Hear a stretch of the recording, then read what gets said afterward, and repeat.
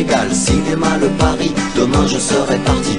Let's just say that you have a regular strumming pattern like this, pretty mundane, just 1E into 2E into 3E into 4E into 16 note strumming pattern with no accents. It'll sound kind of like this.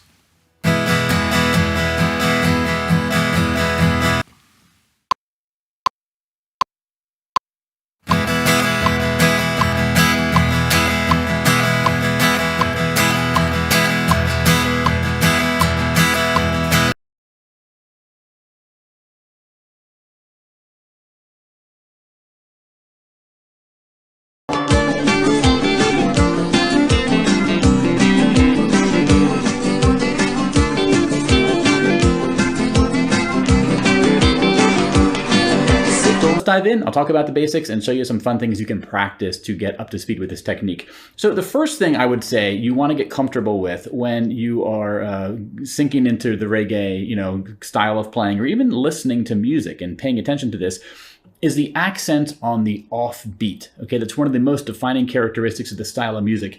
Now, what do we mean by that, right? Accent on the off beat. Well, if we start with sort of typical Western music, 4 beats per measure is the norm, right? So typically we would count like 1 and 2 and 3 and 4 and 1 and 2 and 3 and 4 and I'm saying and. You might see it written with a plus sign, right, in notation. That's basically the offbeat. It's between the beats. Now in reggae, like I said, that's where the accent's going to go. So we would take the same tempo of counting, but we would apply the accent so it sounds like this, right? 1 and 2 and 3 and 4 and 1 and 2 and 3 and 4 and.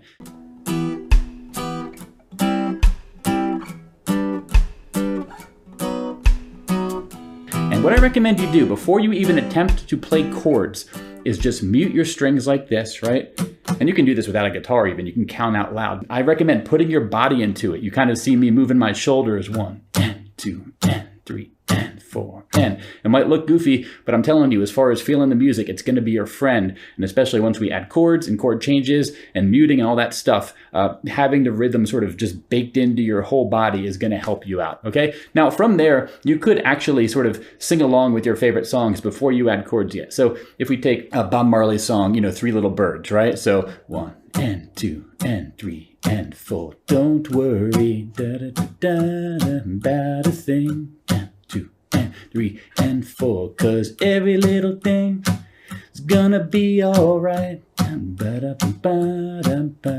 Okay, a great way to practice. Likewise, a UB40 red wine, right? Red wine.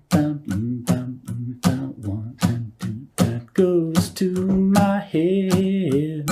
So that is the sort of definition of the offbeat. I do have a backing track available over on the lesson page for this lesson on my website, and it gives you a drum track that is in a sort of reggae style, and it shows you where to do these strums. Head on over there if you want to put something on and practice over a steady beat where you see exactly where to strum. I'm going to pull that up a little bit later, okay? But let's look at some chords now and talk about the next most essential part of this technique, right? Because once we bring in a chord, say we take an A major chord, for example, it's not just about strumming on the offbeat. And what we're going to do specifically is after we strum, we're going to want to silence or dampen or deaden or mute. We want to kill the sound that the strings are making just after we strum each chord, okay? So what I'm talking about is 1 and 2 and 3 and 4 and 1 and 2 and 3 and 4 and 1 and 2 and 3 and 4 and 1 and 2 and 3, right?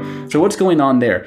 The main idea, again, is we want to either use our fretting hand, probably the easiest way to do it, especially if you're playing bar chords, or sometimes your strumming hand can do this for you, but you want to basically touch the strings in a way where the sound that's ringing out stops, okay? If you're playing bar chords, you simply release the pressure a little bit. So your fingers are still going to be on the strings, but they're not going to be pushed into the fretboard anymore. See, and that kills the sound. So when you do it in sort of context, right?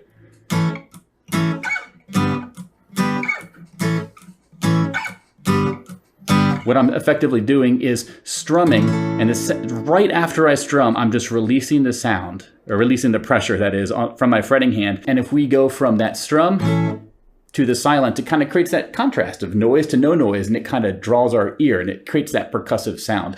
Now you can also do this in open position down here. So we take an A chord, okay? This is a great thing to practice. Don't worry about the rhythm just yet. Strum any chord and then practice basically either releasing the pressure with your fretting hand so that those notes that are ringing out stop. But you're gonna notice in some cases, especially if you're in open position, you're gonna need to silence those open strings. And how do you do that? So one trick you can use is to use your strumming hand. Okay, I'm just sort of resting the side of my hand into my guitar and it kills the sound. This will require a little bit of practice, but you just want to get comfortable with it. The next thing you can do to sort of spice things up a little bit is instead of just doing a down strum on the offbeat, you can actually do a down up, right? Down up, and then you're going to want to mute just after the up.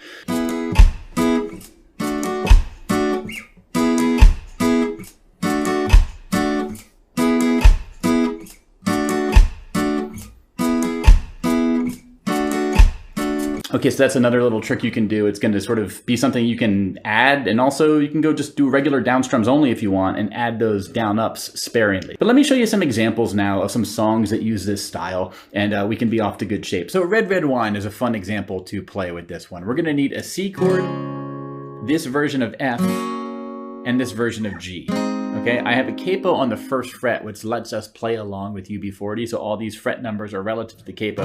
But notice how I'm only playing the thinnest 4 strings for the C, and then strings 4, 3, and 2 for the F and for the G. Okay, this is going to make things very muting friendly when it comes to the reggae strum. And the other thing I'll say is if you look at the tab here, you notice how I have these little X's on the quarter note beats, right? The 1, 2, 3, 4. You don't have to play anything there. I am only drawing those X's in because I kind of sometimes will lightly, very lightly, sort of just brush my pick on the bass note of whatever chord I'm about to play. So I'm sort of setting my pick up for the sort of reggae strum that's about to happen, right? So 1 and 2 and 3 and 4 and 1 and 2 and 3 and 4 and 1 and 2 and 3 and 4 and 1 and 2 and 3 and 4 and again, you don't need to play anything there. I'm just drawing that as a sort of reference because I find it easier to sort of follow in that way. So let me put on my drum track and show you what this sounds like if you play Red Red Wine using this sort of strumming style. 1 and 2 and red, red wine goes to my head, makes me forget that So another song that we can play using this sort of reggae strum is Bob Marley's Three Little Birds, right? Great song to play, only 3 chords. Our A, our D, and our E chords are what we'll need. One of the tricky things about this is doing the reggae strum and getting the clean string mutes. So again, you might see me using my strumming hand to mute things down here. You're allowed to do that. One other tip though, to make things a little bit easier for you, is you can sort of favor in your strums, just favor the thinnest 3 or 4 strings, meaning don't worry about the thickest strings on the A chord and on that E chord.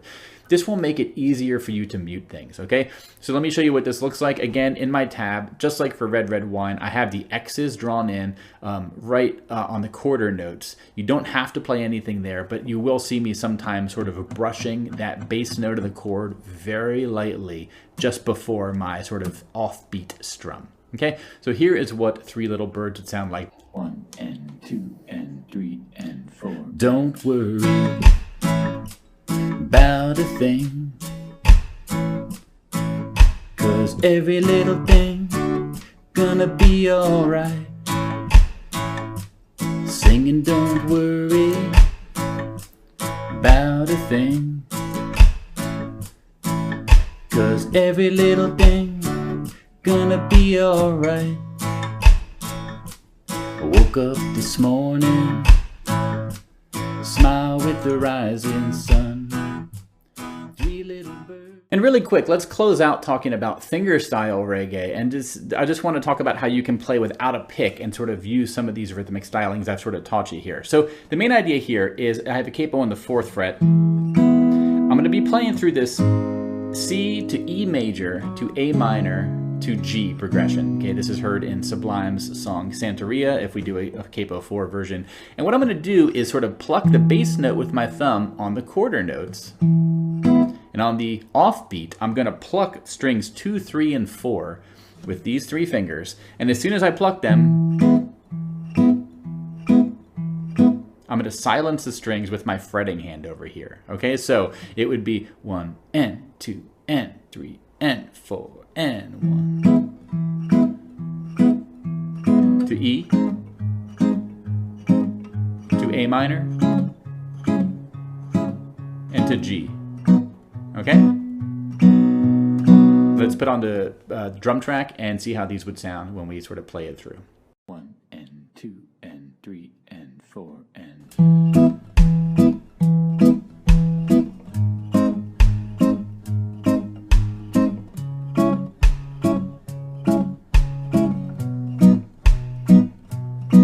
I don't practice Santeria, I ain't got no crystal ball, and I had $1 million, but I'd spend it all if I can find that Hannah. All right, y'all, so that'll do it for this overview of reggae rhythm and playing with a reggae feel. Hope you found this helpful. Again, over at the website I have, songnotes.net. That's my website. All my lessons are there. You will find a bunch of bonus stuff for this lesson. I have some drum tracks that are created with a reggae groove. And also, you'll have a video version of that drum track where you can see where the beat is. So if you have trouble following along with these drum tracks, you can put that on and see where the beat is. You can use that to count out loud to sort of feel, right? The 1 and 2 and 3 and